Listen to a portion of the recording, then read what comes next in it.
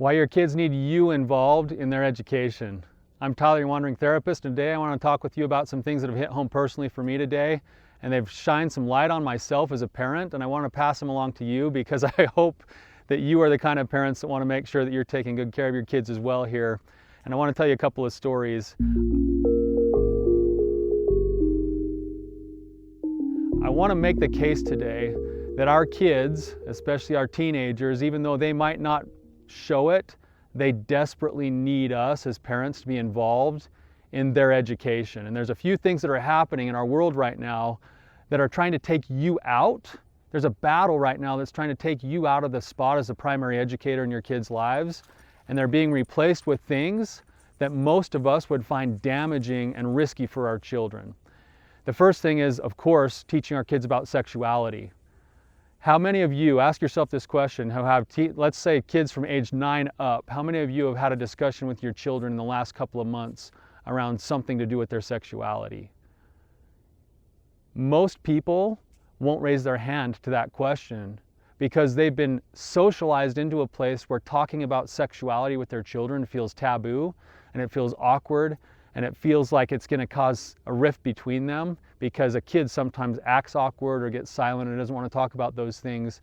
The biggest issue here for most people is that most parents aren't comfortable talking about those things with their children, and so they go silently day after day, week after week, month after month without ever doing any education in that area. And then a child stumbles into pornography between ages 9 and 11. They're curious, they have drives kicking on, they're hitting adolescence, they're starting to feel those sexual feelings that come with hitting adolescence, and now they don't have a place to turn, so where do they go to find their education?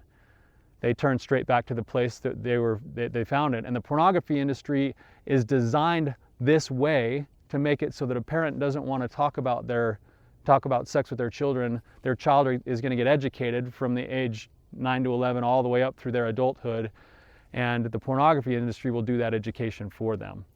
The problem is the porn industry is teaching things that aren't healthy in sexuality. They're teaching objectification of other people. They're teaching consumption of other people. They're teaching that sex is simply just a physical sensation type of a thing instead of a relational thing. And our children don't get the education as to how to be emotionally connected in sexual ways as they grow and develop, and how to use sexual powers for the benefit of a committed relationship instead of as something casual that's used for simple entertainment. Most parents sometimes just need the encouragement. You don't have to have a single talk. This is going to be an ongoing discussion. I know it's kind of awkward to say this, but as a father of 4 daughters, I'm grateful that my daughters are willing to talk about things like their period and tampons and other sexual things that come up throughout the day in front of their father, because they feel comfortable enough that they're not going to be shamed for it. They're not going to see some weird response on my face, and as a result, they have a safe place to talk about these things. Another place where I think we should do a better job as parents, at least me, it just hit me really solidly this last couple of weeks, is in our schools. We need to be involved in understanding what's being taught at school. My kids have awesome teachers at school. I'm so grateful for the things that my kids' teachers are doing for them. They're invested, they're committed, they're passionate about what they do. They went into their professions because they simply just wanted to help raise young minds. And I'm so grateful for everything that those teachers do for my children. With that said, we should understand what's also being taught.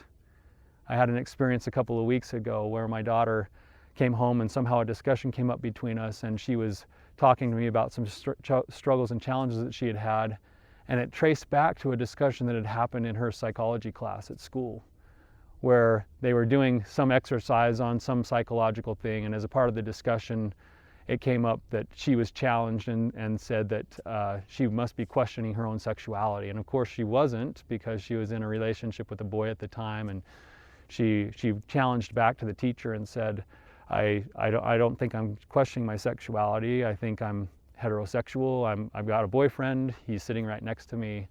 And the teacher looked back at her and said, prove it. And then a couple of weeks later, there were some other things that happened at school with some friends, and somebody else came up to my daughter and said, hey, I heard that you're thinking about not being heterosexual, and if you're interested, I'd be interested too. And then of course that set things in motion with my daughter to have some questions and some struggles and things. And it all sort of stemmed back to this discussion that was probably done innocently in school, but that she hadn't talked to anybody about, and so she had these feelings and questions rolling through her that she hadn't had a second place to talk through some of those feelings.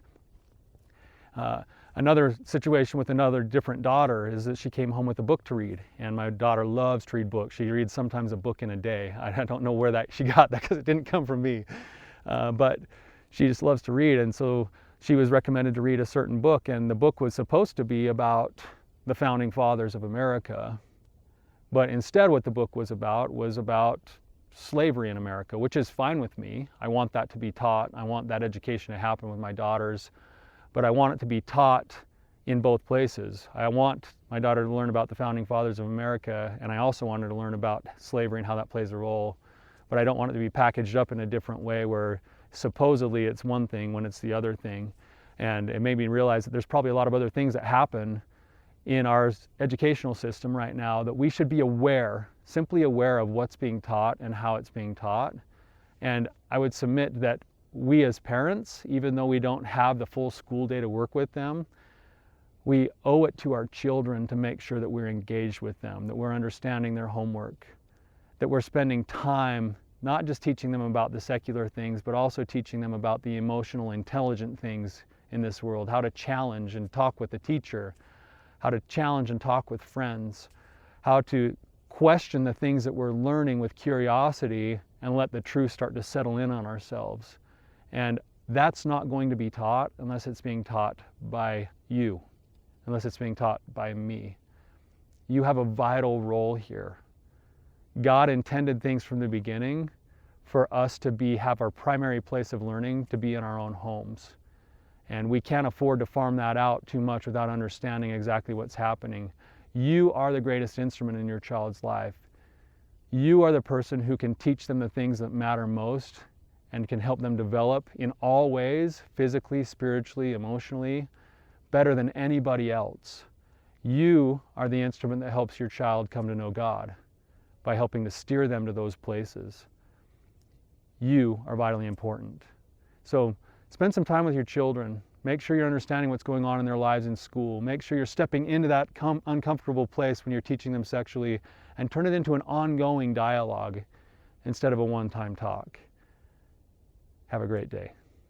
Thank you so much for being here with me. If you found this to be valuable for you, please hit the like and subscribe button.